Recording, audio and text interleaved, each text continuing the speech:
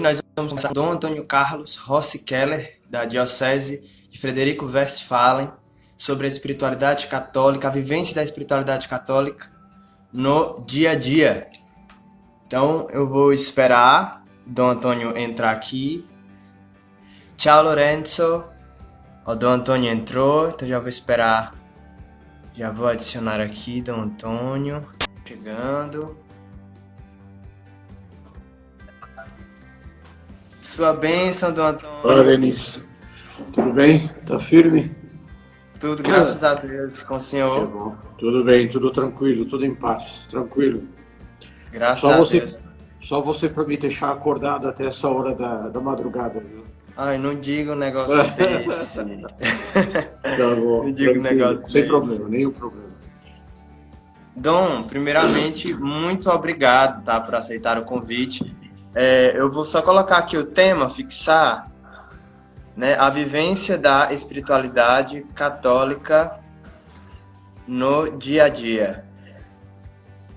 Vou aqui fixar o tema, o pessoal que foi entrando identificar. Pronto, Tá, fixado, para o pessoal identificar nosso tema, nossa conversa. certo. Tranquilo. Quer se apresentar? Você prefere assim que eu vá conversando e você me interrompe, não é Sim, isso? sim. Tá bom? Isso, tranquilo. Eu gosto de falar, então. Não, a questão da espiritualidade hoje é uma questão assim muito séria, muito importante, né? Para aquele que quer viver a vida de Cristo, a vida do Evangelho. O corpo precisa da alma e a alma precisa ser tratada, precisa ser cuidada. E como é que se cuida da alma? Como é que a gente se exercita, digamos assim, a nossa alma? O nosso corpo, a pessoa vai numa academia, vai usar lá uns instrumentos digamos assim, de exercícios para fortalecer isso, fortalecer aquilo. É todo um processo, muitas vezes sofrido, doído, não é? Que exige, de fato, uma dedicação, uma verdadeira generosidade. E com a questão da vida espiritual, então com a questão da nossa alma, esse mundo interior que nós somos, que nos identifica como pessoas, né? Nós percebemos que o nosso corpo é tão importante e tão fundamental, mas ele, na verdade, ele é uma casca. Existe algo interior, algo dentro, que é a nossa identidade, o nosso ser, aquilo que nós temos de mais próprio, né? Então, esse mundo interior também precisa de cuidado. E o cuidado sério, sob o risco de nós murcharmos, né? E a pessoa pode, sem vida espiritual, a pessoa pode murchar, ela pode ir pouco a pouco definhando, né?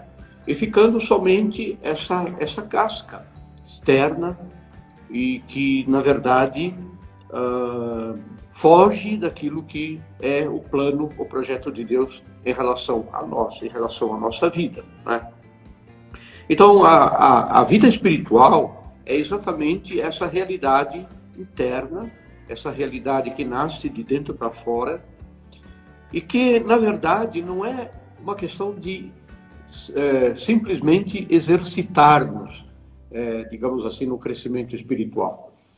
Por quê? Porque há um elemento fundamental nesse mundo espiritual que sem ele nenhum exercício vai produzir efeito, nenhum exercício vai, digamos assim, dar o resultado de um crescimento, né? E esse elemento é fundamental, o elemento é a graça, né?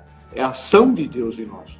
Então, vida espiritual, na verdade, o princípio da vida espiritual é esse amor que Deus tem para com os seus filhos, né? Esse amor que se expressa, que se manifesta num cuidado, digamos assim, de Deus, né?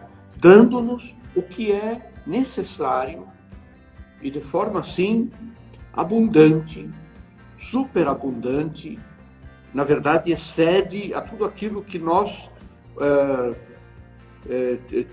tenhamos assim como condição de aproveitar tudo que Deus nos dá. Nós nunca conseguiríamos aproveitar tudo, né? É uma superabundância de graça. Então, a partir desse elemento espiritual, que é a ação de Deus em nós, aí sim, esses, digamos assim, esses exercícios, né? Estou materializando demais, mas somente para que as pessoas possam entender. Então, esses exercícios, eles produzem um efeito.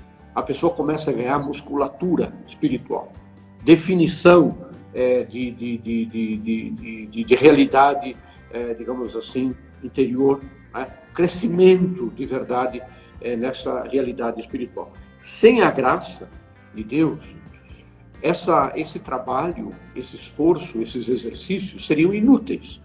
Nós não teríamos condições sequer de ter uma intenção reta ou qualquer coisa que fosse agradável a Deus. É a partir da graça, a partir dessa ação de Deus em nós, é que nós podemos falar de vida espiritual.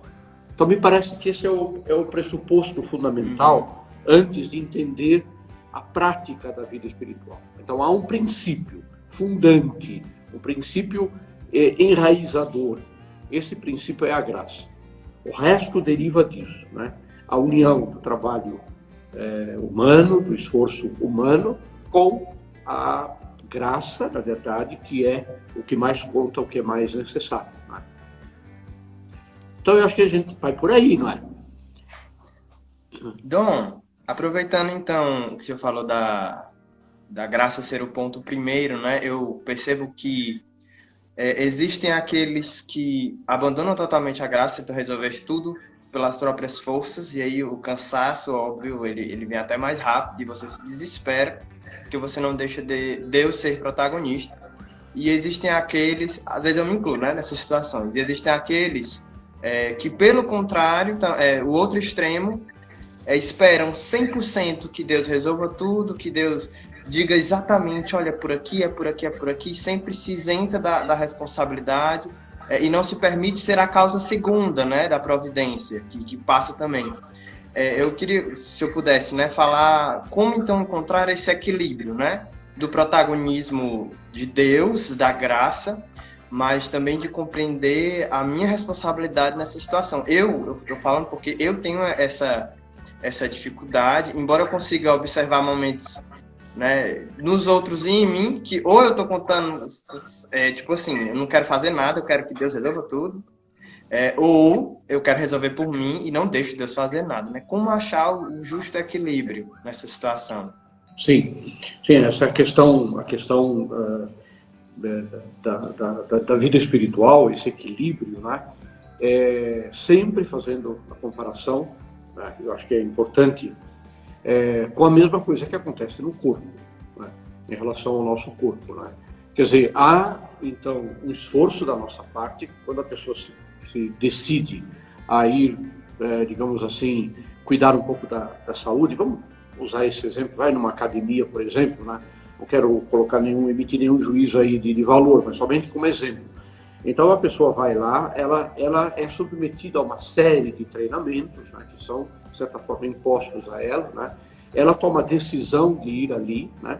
Mas ela se propõe, então, a seguir um plano, seguir um projeto, né?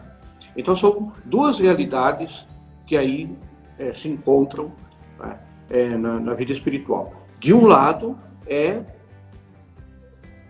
como digo sempre, o princípio é um amor de Deus, um amor paternal de Deus, que vem ao nosso encontro, oferecendo o diálogo, oferecendo digamos assim, a participação na sua vida de amor. Então, essa ação de Deus que vem ao encontro da pessoa. E a resposta humana, né? Então, assim, se a pessoa somente diz assim, não, a graça vai fazer tudo na minha vida, né? Eu, por exemplo, eu tenho determinadas dificuldades na vida. Não, tá nas mãos de Deus. Ele vai resolver. Nós sabemos que isso não funciona, né? O princípio da teologia diz assim que a graça supõe e exige a natureza humana. Né? Então a graça de Deus exige a colaboração, exige o sim do homem. Né? Veja, o maior exemplo para nós entendermos essa questão, como nós não podemos ir nem para um extremo nem para outro extremo, um seria o quietismo, né? Será dizer assim, deixar que Deus faça tudo, eu não preciso fazer nada. Eu só me coloco diante de Deus e Ele vai fazer tudo. Né? E o outro extremo, né, é exatamente essa mentalidade atual, essa mentalidade moderna de que tudo cabe a mim. Né? Quer dizer, Deus, na verdade, pede licença, deve pedir licença para mim de vez em quando, se Ele pode ou não dar alguma coisa para me ajudar. Né? Mas quem faz sou eu. Então, nesses extremos, né, existe exatamente a necessidade desse encontro de duas realidades. Então eu penso assim que o exemplo mais cabal, mais fundamental é o exemplo de Nossa Senhora. Quando nós queremos falar de vida espiritual, né, o maior exemplo que nós temos é o exemplo de Nossa Senhora. Nossa Senhora, né, que na sua liberdade, né, ela foi preparada por Deus para ser a mãe do Redentor, foi pensada desde o momento do pecado, do primeiro pecado. O plano de Deus já estava estabelecido para a salvação da humanidade e Nossa Senhora já tinha o seu lugar ali para colaborar nessa salvação. Só que havia um porém. Né? O anjo vai ao encontro de Nossa Senhora, o anjo Gabriel vai ao encontro de Nossa Senhora e pergunta. Né? E pergunta, Deus te escolheu, né? E Nossa Senhora diz, faça-se. Né? Então, essa junção de duas vontades, de dois querer, é fundamental para que a gente não caia nem nesse quietismo. Então, é preciso que eu não somente queira, mas que eu tome medidas, que eu faça alguma coisa. Né?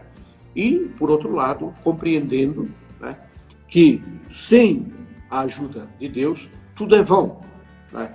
Em vão, a palavra de Deus diz isso, em vão trabalha o homem, né? Sem a colaboração, sem colaborar com Deus, ou seja, sem a ajuda que Deus nos oferece e nos presta, é vão o esforço humano. Como é que a gente junta essas duas coisas? Eu penso que nós temos assim um elemento fundamental assim que serve para que nós possamos assim nos colocar de uma forma positiva diante dessa realidade. Esse elemento é a contemplação do mistério de Cristo. Né? Por quê? Porque em Jesus unem-se as duas realidades, né? Humano e o divino e o humano. Né? Unem-se essas duas realidades que constituíram a pessoa humana de Jesus Cristo, que vem para cumprir, para obedecer à vontade do Pai. Mas Jesus não é uma marionete, Jesus não é um bonequinho, né? Jesus é alguém que tem querer, que tem decisão. Né? Então, e Nosso Senhor vai à cruz.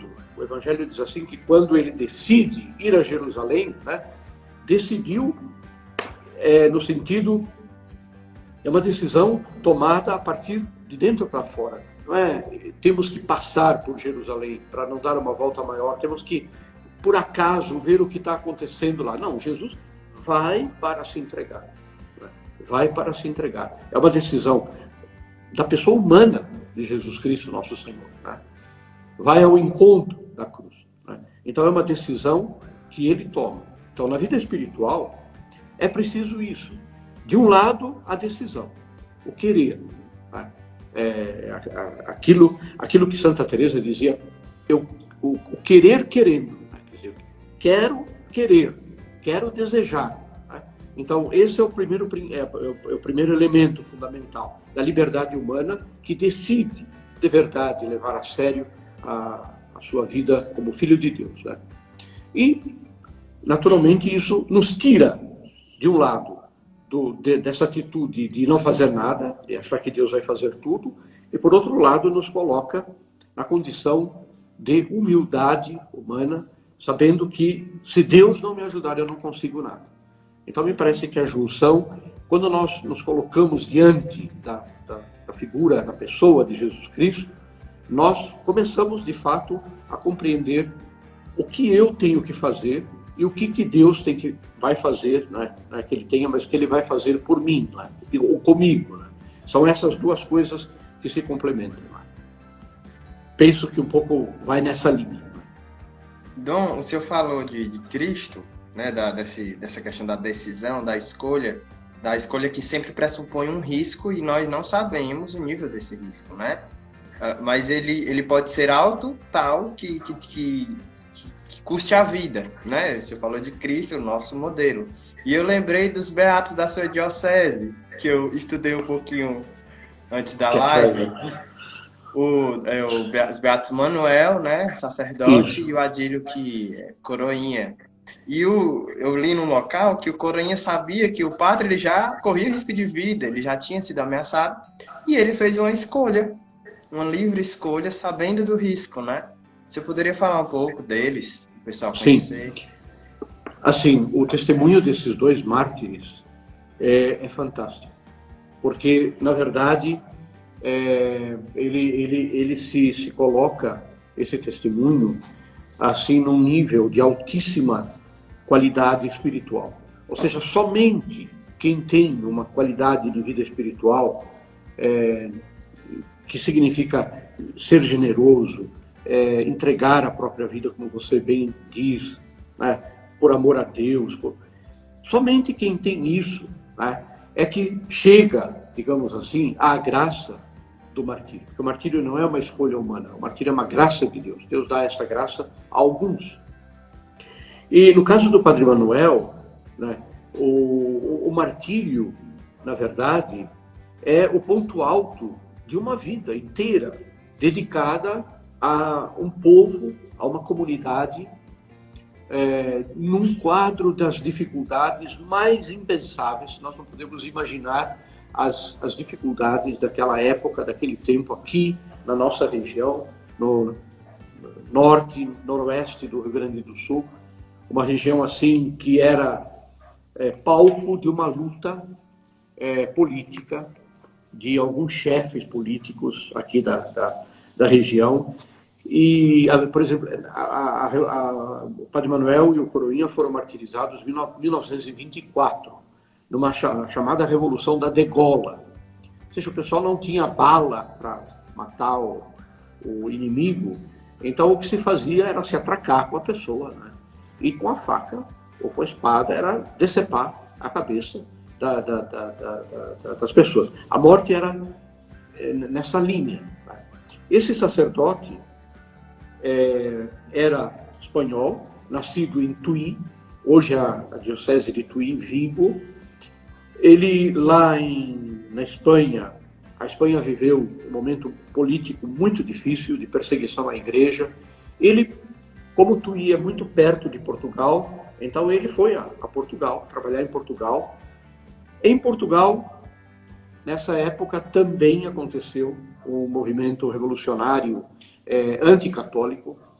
E o Padre Manuel, através de contatos com pessoas amigas, soube que no Brasil havia necessidade de sacerdotes para trabalhar. Ele veio ao Brasil e foi encaminhado para a nossa região aqui. Aqui pertencia à diocese de Santa Maria, naquela época. E aqui o Padre Manuel começou um trabalho de intenso apostolado sacerdotal. Ou seja, para o Padre Manuel, tudo era importante. Então esse homem não só cuidou da igreja e da vida sacramental do seu povo, como é a praxe dos sacerdotes, né? A missão específica do sacerdote, mas diante das necessidades humanas, o Padre Manuel abriu escolas, fundou uma olaria para a construção de casas da igreja, também de casas para as pessoas com material mais sólido. Enfim, era um homem assim de extrema atividade apostólica e também de crescimento humano. E o menino, quando ele morreu, tinha 16 anos. Era um guri, como qualquer outro, que tinha um cavalo, que chamava Pangaré, né? Pangaré hoje é um nome depreciativo, naquela época devia ser também um cavalo meio não muito bom, mas era dele, né, o cavalo.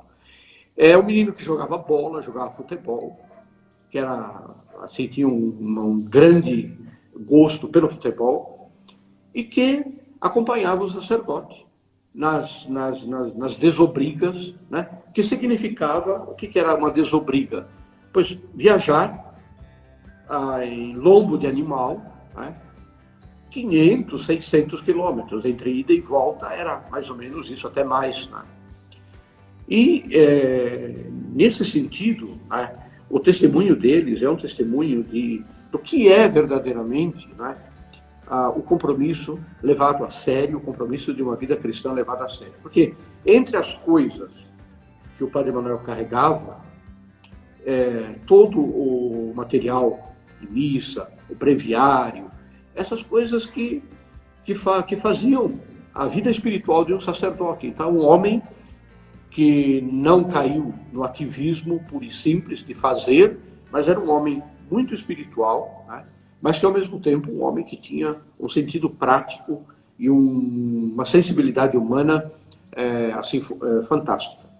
E o guri, dentro da realidade da sua idade, dos seus 16 anos, né, o acompanhava. Né?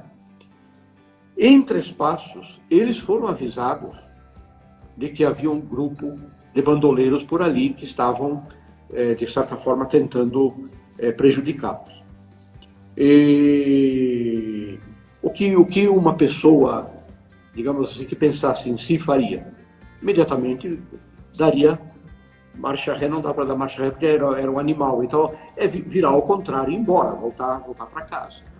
Mas o Padre Manuel não, ele continuou o serviço dele, até que se encontrou com esse grupo, né, que os aprisionaram. Nós temos o lugar exato onde eles foram fuzilados, eles morreram.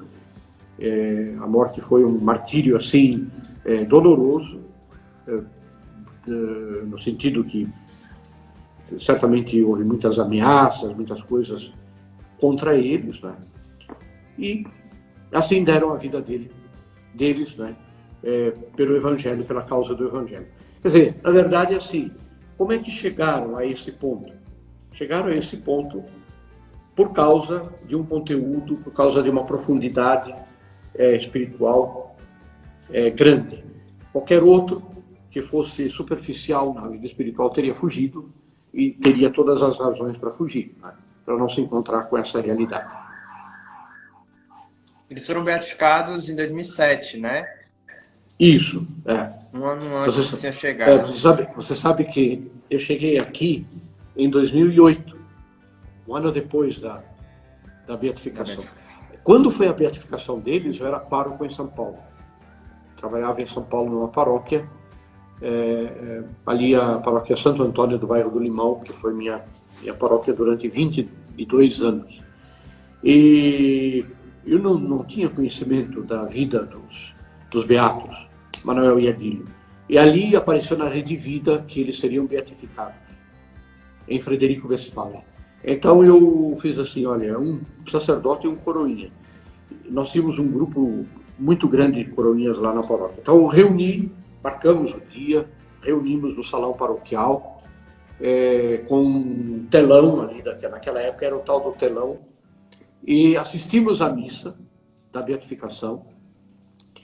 E assim, o que eles me pediram, os coroinhas? Padre, o ano que vem, vamos lá fazer uma romaria, né? Lá onde o padre...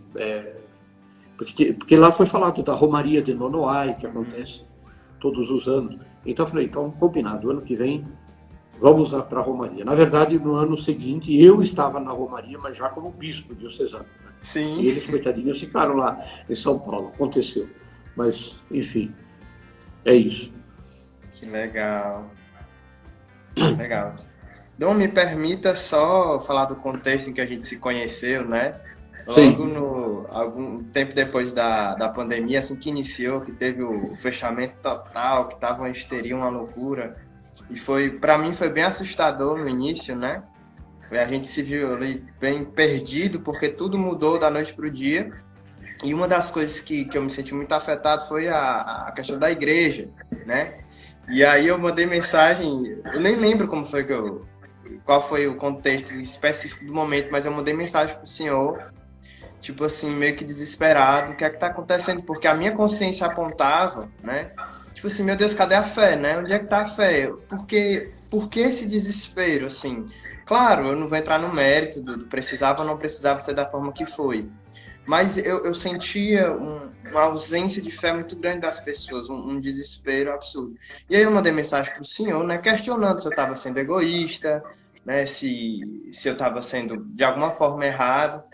E aí o senhor me deu uma baita de uma consolada, me tranquilizou, né, me explicou as questões. E assim, obrigado, né? Publicamente eu que lhe agradeço pelo seu pastoreio, pelo seu cuidado. Foi uma luz mesmo, no meio assim da escuridão toda da pandemia.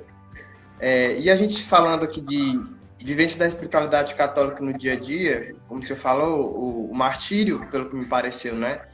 Do Manuel e Adílio, foi um fruto de toda uma vida vivida, né? Assim, com essa espiritualidade nas pequenas coisas, no trato do dia a dia ali, de acordo com as realidades específicas, né?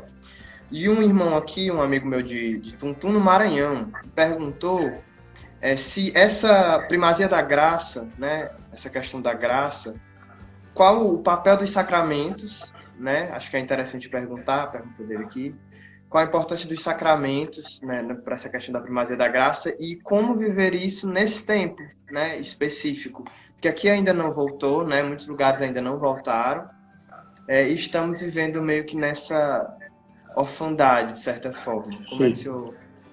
Sim, na verdade, todo o conteúdo sacramental da igreja, ele existe exatamente para que a vida espiritual se alimente. A vida espiritual se alimenta do sacramento. Tá? Então, alguns até de forma radical. No caso do batismo, por exemplo, né? Ele produz um efeito que sem ele não há graça. Né? Não há o impedimento de que se receba a graça santificante, né? Que é essa graça que nos identifica com Cristo, que vai pouco a pouco, com nossa luta do dia a dia, que vai nos fazendo parecer com Cristo. Né? Quer dizer, no fundo, a vida espiritual ela tem uma finalidade, ela tem um objetivo. O objetivo grande é o céu. Né? Essa é a meta definitiva é o céu. Até lá, né? E não é ruim que a gente não tenha pressa, né? Não é ruim que o cristão viva e queira viver. Até lá, os sacramentos vão pouco a pouco nos moldando a Cristo, nos transformando, digamos assim, na imagem viva de Cristo presente no mundo de hoje. Não há confusão de personalidade, não há confusão de psicologia. Nosso Senhor não absorve, né, a identidade do ser humano, né, de certa forma, assim, dissolvendo a identidade de cada pessoa com a graça. É o contrário. A graça, ela é uma integração da vida divina na nossa vida, nos tornando mais humanos e mais divinos, naturalmente. Né? Eu gosto muito dessa comparação que se faz, né? Em relação, por exemplo, à Eucaristia com o alimento do corpo. Né? Quer dizer, quando a gente come o pão, quando a gente come algum alimento corporal, né, o que acontece é um processo de metabolismo, né, no qual o alimento se transforma em energia para nós, né, transforma em nós mesmos, como fonte de energia. Né. Com a Eucaristia, acontece exatamente o contrário. Né. Quer dizer, a Eucaristia nos transforma em Cristo. Ela é toda a energia espiritual para que nós possamos cada vez mais nos parecer, né, nos identificar com Cristo. Então, é a vida sacramental é fundamental para a vida espiritual. Né? Quer dizer, o sacramento, por exemplo, o sacramento da penitência, da confissão, é fundamental para que a pessoa tenha vida espiritual. Porque nós somos pessoas frágeis, temos os nossos defeitos, os nossos pecados, né? E há pecados que nos fazem perder a graça de Deus. Né? O pecado grave, ele nos afasta, ele corta essa relação com Deus. Então, o remédio, né, é o arrependimento, naturalmente, né, e a contrição dos pecados, mas o sacramento é o sinal do perdão de Deus. Então, nessa situação de pandemia, né, até em muitos lugares, né, não é possível a confissão. Então, claro, a igreja, nesses momentos, ensina aquilo que são as doutrinas, digamos assim, extremas. Né? Então, numa situação extrema dessas, quando eu não tenho possibilidade de ter acesso com o sacerdote, né, então basta um ato de contrição perfeita para poder receber a Sagrada Comunhão e depois, então, posteriormente, eu vou para o sacramento. Né? A própria Eucaristia, né? A própria missa.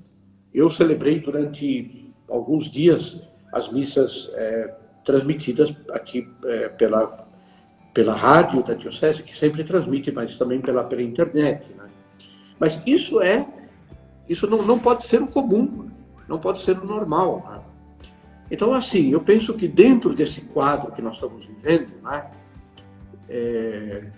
nós temos que entender que a restrição que existe, ela tem uma finalidade humana. Né?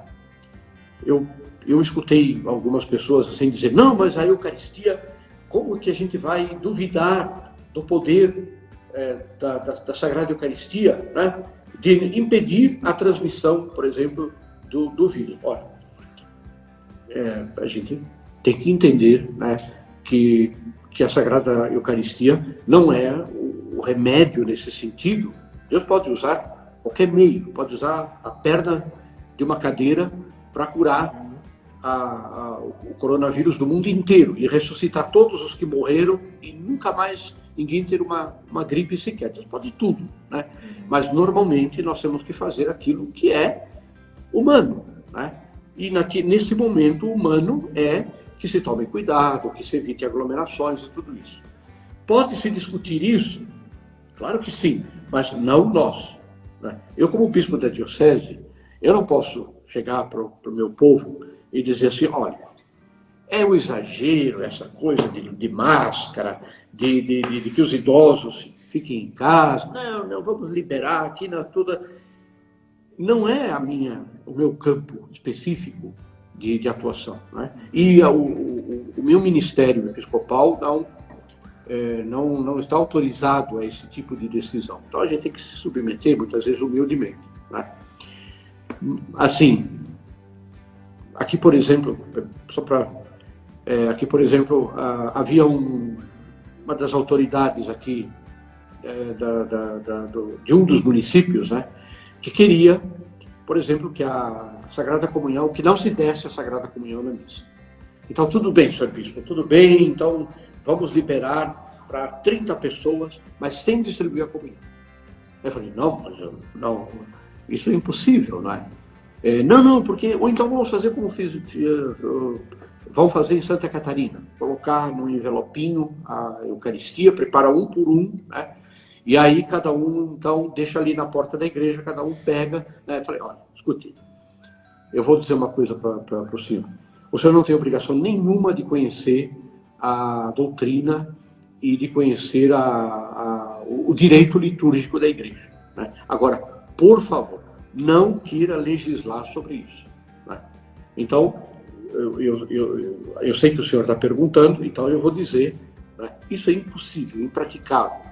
Se eu celebro a Santa Missa e um fiel levanta para receber a comunhão, eu tenho o dever de dar a comunhão. Mas então, tá bom, então na mão. Não, na mão para quem vai comungar na mão. Quem quer comungar na boca, eu tenho o dever de entregar a comunhão na boca da pessoa. Mas isso é arriscado. Depende, né? Às vezes eles não têm noção disso. Né? Eu, por exemplo, dando a comunhão na boca da pessoa, eu não toco na pessoa da mesma forma que eu não toco na pessoa colocando a Sagrada Comunhão na mão, né? É um gesto que não há nenhum tipo de vamos dizer assim, de toque, né? Mas então, assim,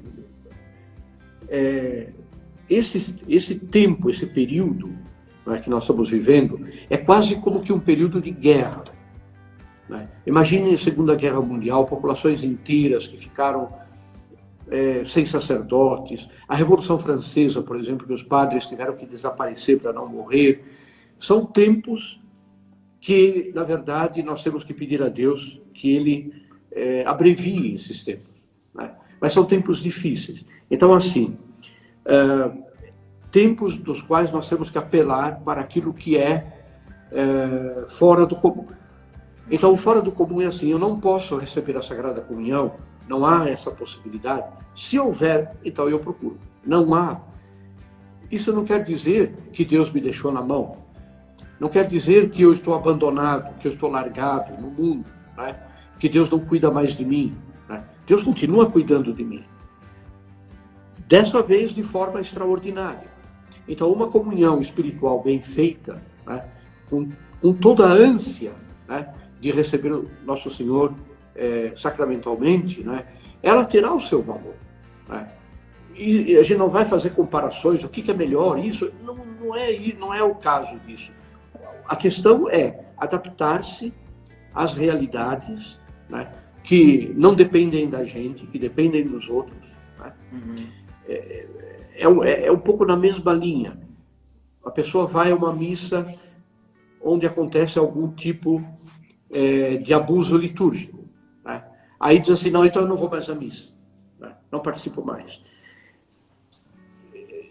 Assim, eu sei que não é fácil, né? Eu sei que isso leva a pessoa a sofrer, a ficar revoltada, às vezes dentro da igreja, tudo, mas é preciso ter essa capacidade, né, de entender que muitas vezes a contradição, o sofrimento que nós estamos passando, Deus vai tirar um bem de tudo isso, né?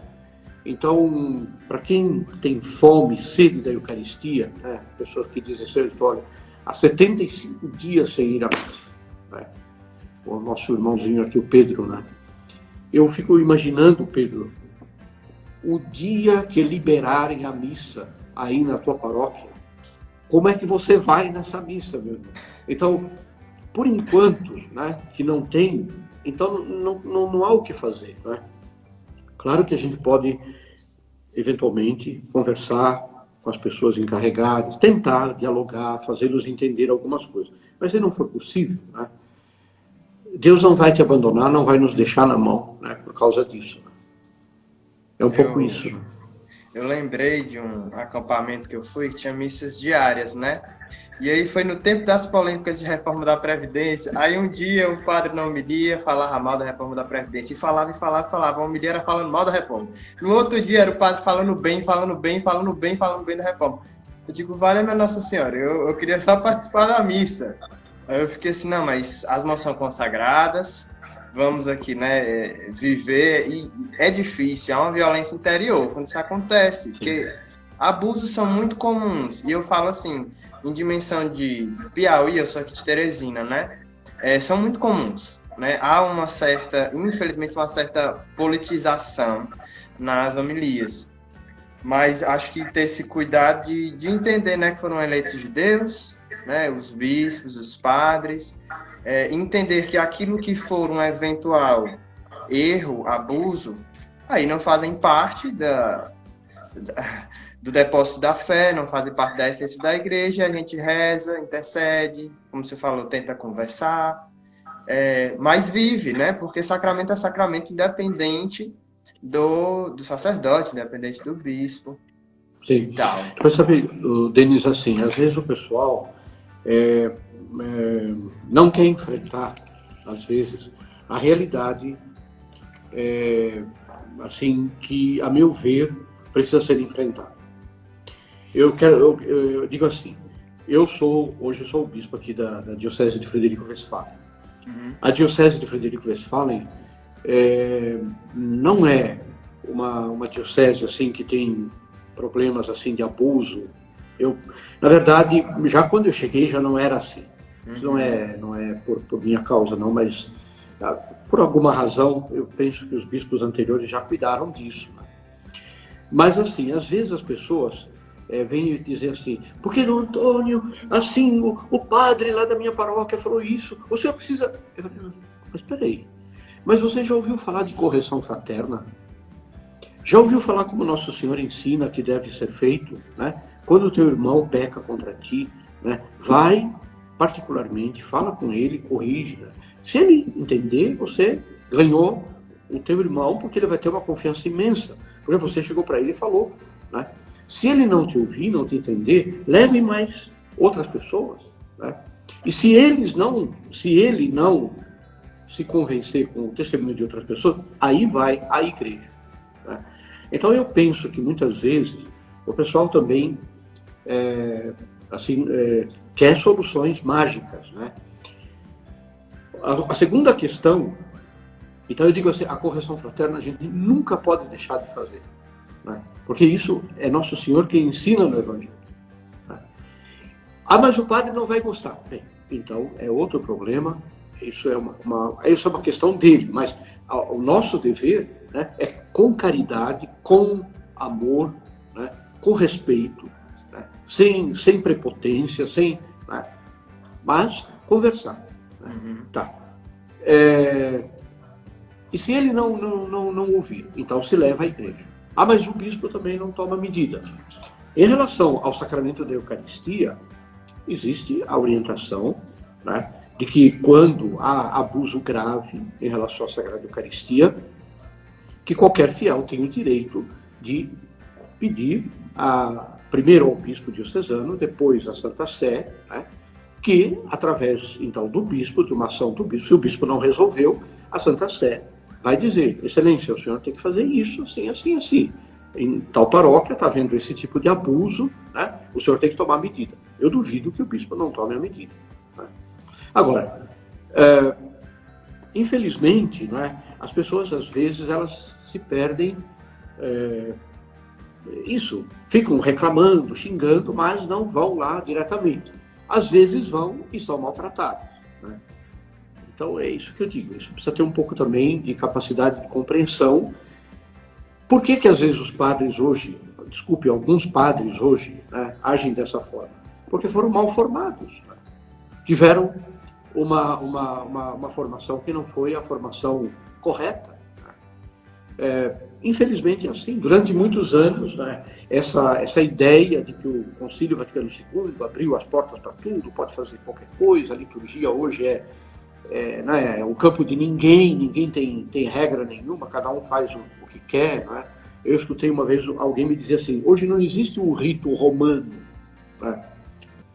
O rito ordinário romano. Hoje existe o rito romano do padre João, do padre Miguel, do padre Antônio, do padre José. Cada um tem, né, o seu adendo, né, a sua colaboração, que às vezes vai de uma simples inserção de palavras até chegar ao cúmulo, por exemplo, de celebrações onde a consagração não é feita, onde o povo faz a consagração junto com o padre, né, diz as palavras junto. Quer dizer, desde pequenos abusos, pequenos descuidos litúrgicos, né, até as situações, de fato, que são gravíssimas. Né?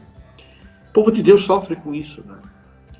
Eu penso que os padres, se um dia eles entenderem, os padres que fazem isso, né, entenderem o mal que eles estão fazendo às pessoas, né, tentando agradar, né, tentando ser pastoral, tentando trazer alguma coisa de novidade, de bom, para favorecer a participação do povo, isso, aquilo, né? Com essa intenção, muitas vezes boa, mas os absurdos que fazem. Eu imagino que alguém, quando entende isso, a pessoa imediatamente para de fazer isso e começa a fazer o que é certo, que a igreja ensina. Não é fácil.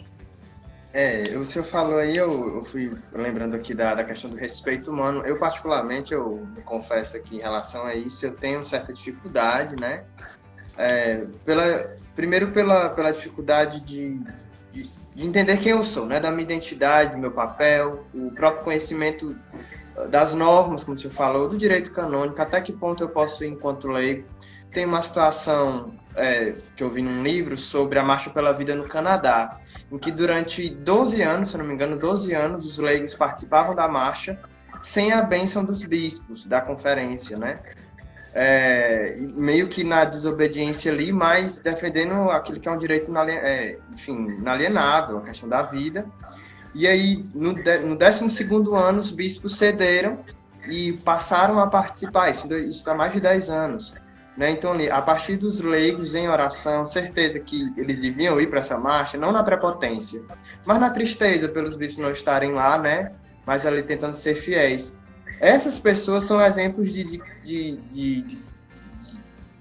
fiéis que sabem o seu lugar na igreja, o seu papel, que certamente não têm respeito humano, né?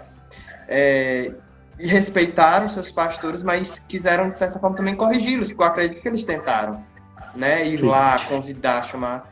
Como conquistar esse respeito humano? Não é um processo de autoconhecimento, é na vivência das pequenas coisas, na vida de oração, etc.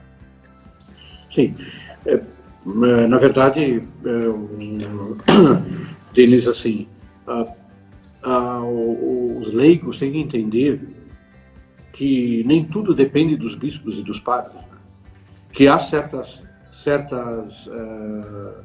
realidades que envolvem questões humanas e questões que os leigos têm que assumir o seu lugar, né? E não precisa da autorização. Isso seria uma visão clericalista.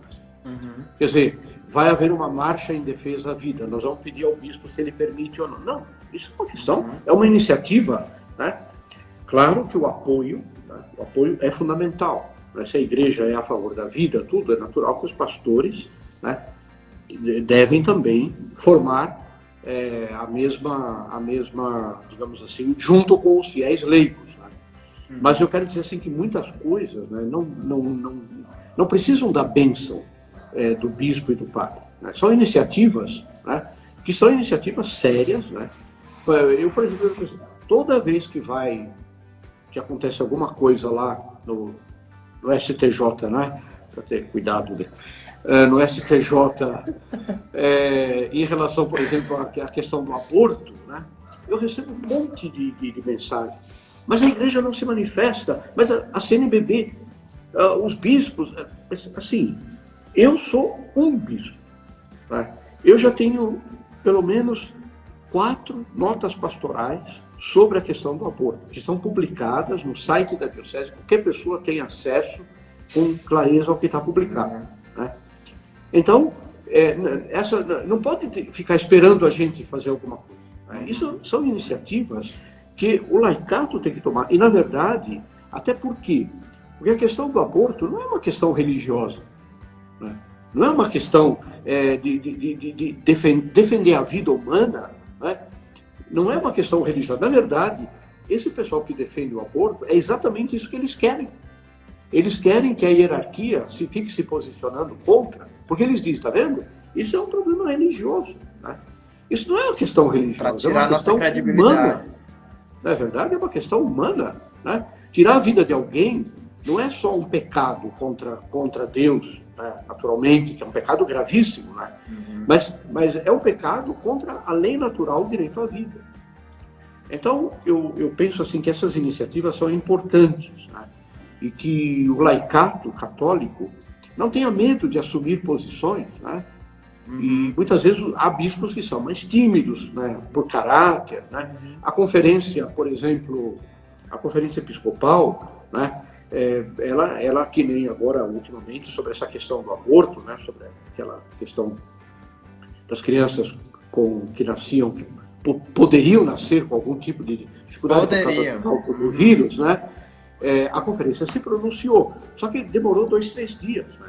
Por quê? Porque cada bispo não está lá sentado no escritório em Brasília, entendeu? Cada um está na sua diocese, como eu estou aqui na minha diocese, né?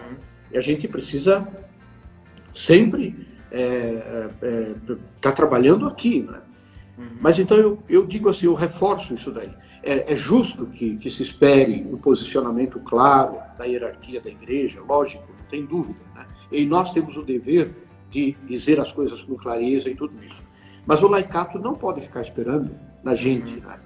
é preciso que tome essas medidas, essas atitudes. Né? Aconteceu essa semana também com a situação da PL, né, eles dizem que não, mas né, contra a liberdade de expressão, e logo no início eu já fui ali, né, fazendo meus manifestos na internet, etc., porque eu entendo como um direito natural, né, não é simplesmente algo que a Constituição me dá, mas que Deus primeiramente me dá e que o Estado né, assimila na legislação. E eu vi que no meu círculo as pessoas só se manifestaram depois do vídeo do Padre Paulo Ricardo, depois do apelo que ele fez. Graças a Deus que ele fez, né, porque Sim. instigou. Mas assim, eu sinto que falta essa dimensão de consciência individual, né? Eu não preciso, eu realmente acreditava nisso. Eu não preciso que a autoridade diga, o meu pároco, o meu bispo, que eu preciso ser contra ou a favor de tal coisa, porque tem elementos Sim. que a igreja ela já é clara, né? Ela já esclareceu, já, como você falou, do aborto e outras coisas mais. E é uma dificuldade, assim, eu sinto que uma falta de identidade muito grande do católico hoje. Eu tô falando mais nos católicos que eu conheço, né? No meu contexto aqui regional. Eu não sei o de Frederico Westphalen, mas aqui existe essa morosidade, como você falou, o pessoal sempre espera as manifestações de autoridades para poder falarem. Eu fico de doido no Instagram, Sim. falando que ninguém quer saber, entendeu? Como é que... Na verdade, Denise, assim, é aí que está a questão da espiritualidade laical, né? A espiritualidade no meio do mundo. Né? O leigo que tem vamos dizer assim, um conteúdo de fé, né? Uma pessoa que vive a vida cristã intensa, né? Ele sabe que ele tem que ter um campo de ação, né? Não pode separar fé e vida. Né? Quer dizer, essa ideia de que eu não tenho nada a ver com isso, né? Que infelizmente, muitos católicos têm essa ideia. Né? Eu não tenho nada a ver com isso. Né? Esse negócio de aborto, eles que resolvam entre eles, essa coisa da internet, legislar sobre isso, né? Eles que se virem. Não é assim. Porque eu também sou prejudicado, cada um de nós também é prejudicado nisso. Né? E há outras coisas que são coisas que não se discute, o direito à vida não se discute. Né? Então eu imagino assim, né, que às vezes, é muito importante que as pessoas entendam que a coerência da vida cristã exige exatamente isso, né?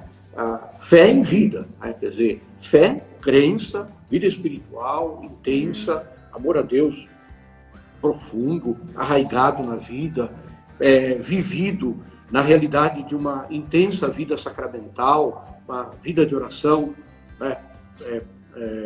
De grande abertura para Deus, tudo isso. E isso não me tira do mundo, isso não me separa das realidades do mundo, é o contrário. É daí que eu tiro a força, é daí que eu busco de verdade a força para poder, no meio do mundo, dar um testemunho, né? Claro, né? Objetivo. Né?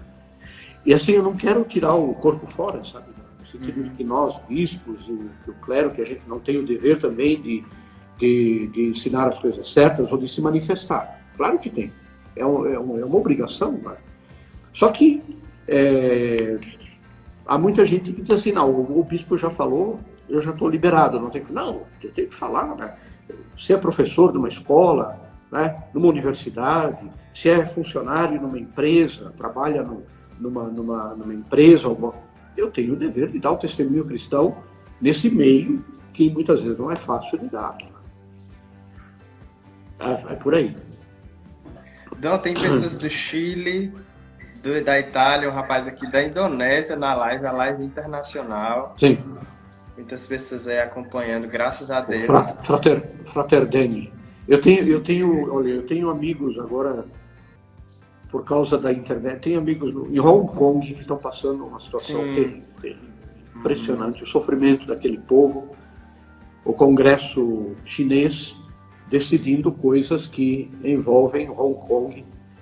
E também autonomia, tem né? conhecidos na Indonésia, todo lugar, todo mundo é gente boa, que bom. O pessoal de Frederico está aqui também, a sua Sim, ovelha. o Emaús de Frederico, o Emaús de Vista Alegre, o Emaús de Seberi, o Emaús de tudo quanto é lugar do mundo.